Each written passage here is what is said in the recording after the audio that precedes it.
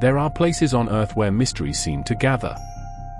Places so remote, so hostile, so utterly disconnected from everyday life, that they become blank canvases for our darkest theories. The Bermuda Triangle, Area 51, Skinwalker Ranch. But there is one location that dwarfs them all. A continent larger than the United States and Mexico combined. A frozen wasteland hidden beneath miles of ice. A place where entire mountain ranges remain unexplored. A place where strange structures appear in satellite images. A place protected by international treaties. A place where military expeditions have allegedly encountered things that should not exist.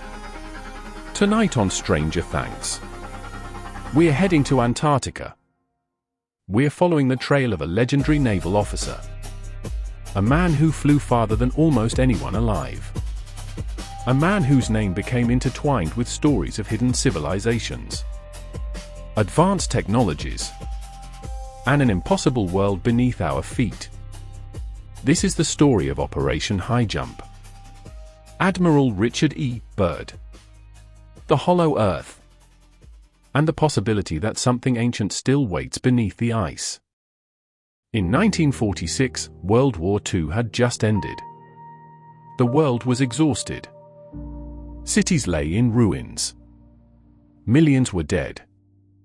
And yet, the United States military launched one of the largest expeditions in human history. Not to Europe. Not to Asia. But to Antarctica. The mission was called Operation Highjump. Officially, it was a training exercise. The US Navy claimed the operation would test personnel and equipment in extreme cold conditions. Simple enough. At least on paper. But many researchers have asked the same question. Why would a training mission require nearly 5,000 military personnel? Why deploy 13 ships? Why send aircraft carriers? Destroyers? Submarines? Reconnaissance aircraft? The scale was staggering. Some historians have noted that Operation Highjump resembled a military invasion more than a scientific expedition. And perhaps most interesting of all, the operation ended earlier than planned. Much earlier. The mission was supposed to last months longer. Instead, it was abruptly cut short. Official explanations cited weather conditions. Unofficial explanations are where things begin to get strange. Very strange. Because according to decades of conspiracy lore, Operation Highjump was not merely exploring Antarctica. It was hunting something. To understand the mystery, we have to rewind to the 1930s. Several years before World War II, Germany launched an expedition into Antarctica.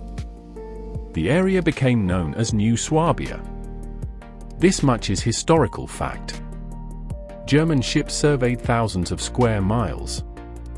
Aircraft dropped markers claiming territory. Photographs were taken. Maps were produced. Then the war began.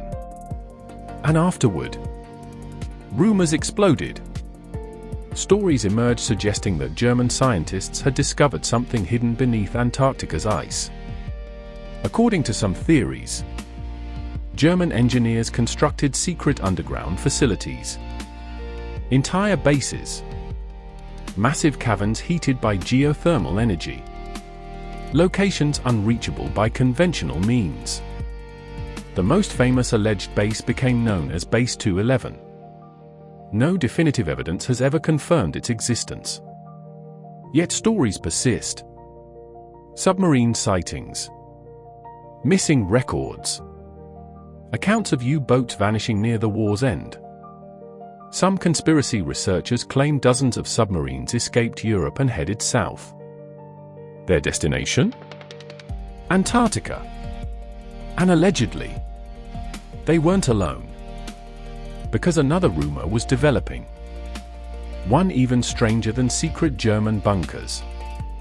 They may have found something already living there. Now we arrive at the heart of the mystery. Admiral Richard Evelyn Byrd. Richard E. Byrd. Byrd was no fringe character. He was one of the most respected explorers of the 20th century. A decorated naval officer. A national hero. An aviation pioneer. His achievements were extraordinary, which is precisely why certain alleged diary entries captured public imagination. Years after his expeditions, documents began circulating among conspiracy communities. These writings claim to be excerpts from Byrd's private journals. In them, Byrd supposedly describes flying beyond the South Pole. Not over endless ice, but into a hidden land. A green land. A warm land. A place illuminated from within. According to these controversial accounts, he witnessed forests, rivers, animals resembling mammoths, and eventually, an advanced civilization. The beings he allegedly encountered were described as tall, blonde, highly intelligent, technologically superior. They referred to themselves as inhabitants of an inner Earth, a hidden world beneath the planet's surface, a civilization that had existed for thousands of years, perhaps longer. Byrd allegedly called it the land beyond the pole. The problem? No verified historical evidence confirms these diary entries are authentic. Most mainstream historians regard them as later fabrications. Yet believers argue the details are too specific, too unusual, too consistent with older Hollow Earth traditions. And so the mystery endured. The Hollow Earth concept predates modern conspiracies by centuries. In the 18th and 19th centuries, serious thinkers proposed that Earth might contain enormous internal chambers. Some imagined entire ecosystems. Others imagined civilizations. Explorers searching the poles occasionally reported unusual magnetic phenomena, compass failures, navigation anomalies, odd atmospheric conditions. These reports fueled speculation. What if the poles weren't merely geographic endpoints? What if they were entrances? The alleged Byrd diary transformed this idea from fringe curiosity into modern legend. According to believers, the North and South Poles contain openings leading into a vast internal world. An entire hidden ecosystem powered by a central sun. A realm untouched by surface civilization. And Antarctica, according to these theories, is the southern gateway. Now the story takes another turn. Because Operation Highjump is frequently connected to UFO phenomena. Some of the most persistent rumors claim Byrd's forces encountered flying craft unlike anything known in 1946. Witness descriptions vary. Disc-shaped objects, glowing aircraft, machines capable of impossible acceleration, vehicles moving from sea to sky without slowing. One frequently repeated story claims American aircraft were attacked by advanced flying machines. Machines emerging from Antarctica itself. The alleged encounter supposedly resulted in destroyed equipment and casualties. Again, there is no verified evidence this happened. But the legend grew after Byrd gave interviews discussing the possibility of aircraft capable of flying from pole to pole at extraordinary speeds. For conspiracy researchers, those comments sounded suspiciously specific. Were these craft Nazi inventions? Alien technology? Or something far older? Something originating beneath Antarctica? Satellite imagery changed everything. When internet users began studying Antarctica through modern mapping systems, they noticed peculiar shapes, triangular formations, mountain peaks, structures resembling pyramids. Images spread rapidly. Videos accumulated millions of views.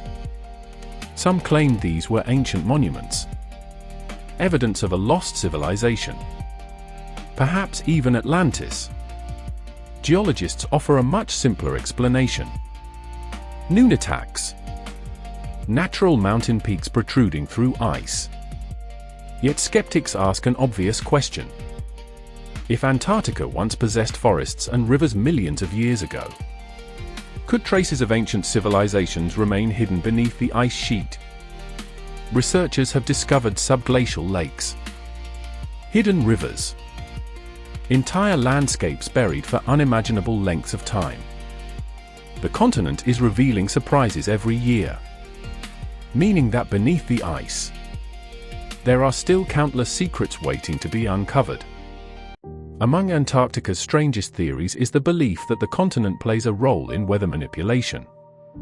Some theorists connect secret Antarctic facilities with experimental technologies, electromagnetic systems, atmospheric manipulation, climate engineering, alleged weather weapons capable of influencing global conditions. Evidence remains elusive, yet the stories persist.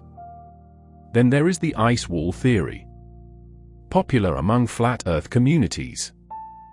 According to this belief, Antarctica is not a continent at the bottom of the globe. Instead, it forms a gigantic ice barrier surrounding the known world. The Antarctic Treaty, they argue, exists to prevent people from discovering what lies beyond. Most scientists dismiss this completely. But the theory gained traction because Antarctica remains one of the least accessible places on Earth. Restrictions, permits, extreme conditions, military logistics, all create an environment where speculation thrives, and where mystery flourishes. In 1959, nations signed the Antarctic Treaty. Officially, the agreement promotes peaceful scientific cooperation. Military activity is heavily restricted. Territorial disputes are largely frozen. Scientific research is encouraged. On the surface, it appears entirely reasonable.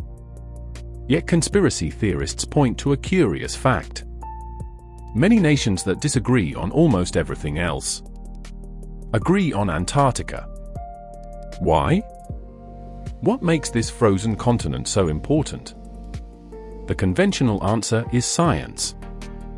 Climate research, geology, astronomy, environmental preservation. The unconventional answer? They're protecting something. Something hidden. Something the public isn't meant to see.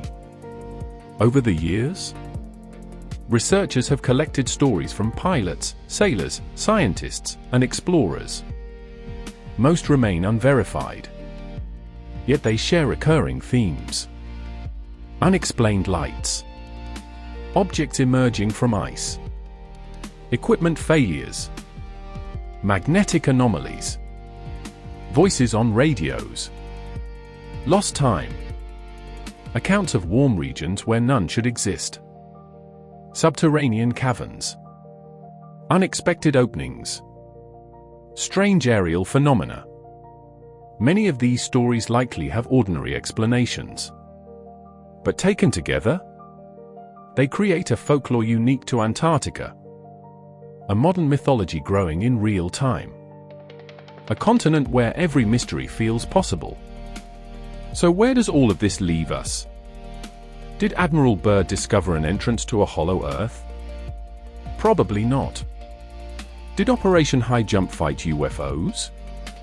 There is no convincing evidence. Did Nazis establish advanced underground kingdoms beneath the ice? Again, no proof. But here's the thing. Antarctica doesn't need aliens to be mysterious. It already is.